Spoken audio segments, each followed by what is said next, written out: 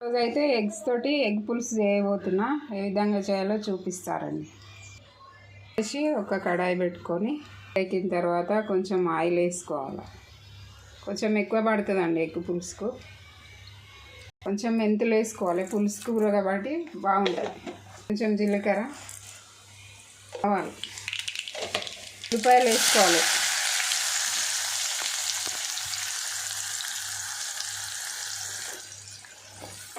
మంచిగా కలుపుకోవాలి.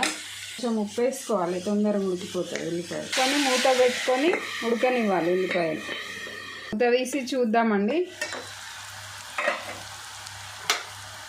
ఉల్లిపాయలు ఇట్లా ఉడికిపోయినాయి.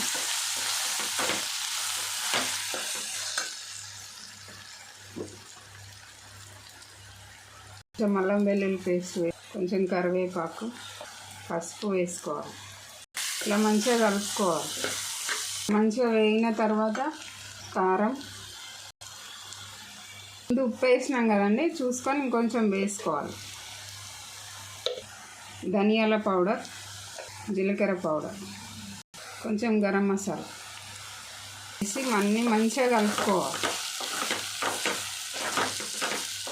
చింతపండు పులుసు తీసి ఇట్లా వేసుకోవాలి.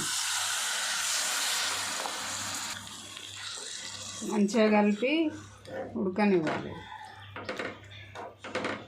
కొని మూత పెట్టి మంచిగా ఉడకనివ్వాలి పులుసు. చూద్దామండి. ఆయిల్ ఇట్లా బయటకు వస్తుంది, మంచిగా ఉడికిపోయినాయి ఉల్లిపాయలు. మంచిగా వాసన వస్తుంది, ఇల్లు మొత్తం టేస్ట్ పులుసు వాసన, ఎగ్ పులుసు వాసన. ఇట్లా ఎగ్స్ పులుసులో ఎప్పుడైనా ఇట్లా కట్ చేసి వేసుకోవాలి, అప్పుడు టేస్ట్ బాగుంటుంది. పులుసుకి ఎగ్ ఫ్లేవర్ వచ్చేస్తుంది.